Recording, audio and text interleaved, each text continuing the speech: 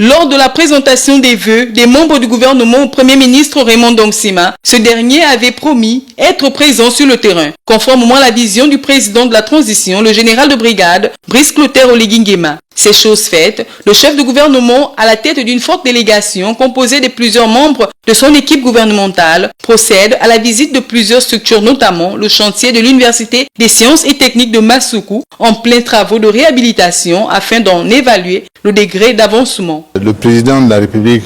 président de la transition, aussitôt qu'il a pris ses fonctions, a demandé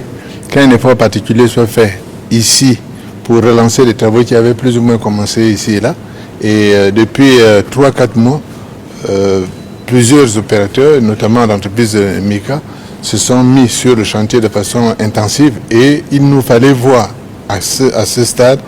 quel est le niveau d'avancement des travaux qui ont été engagés et qu'est-ce qu'on peut attendre dans les prochaines semaines par rapport à la livraison de ce chantier. Visiblement, le vaste chantier de rénovation de l'ensemble des bâtisses de ce temple du savoir, dont la livraison est très attendue par tous, pourrait intervenir sous peu. Je suis très satisfait parce que d'abord, un grand nombre de salles est d'ores et déjà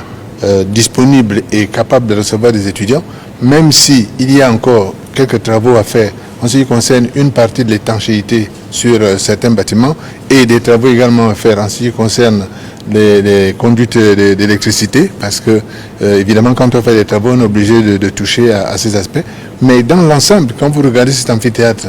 on a là un très bel amphithéâtre qui n'a rien à envier à n'importe quel amphithéâtre que vous auriez dans un pays européen ou même nord-américain. C'est un amphithéâtre de très belle qualité et je crois que c'est ce que nous cherchons à faire, c'est-à-dire relever l'offre des infrastructures de formation dans notre pays pour que le plus grand nombre d'étudiants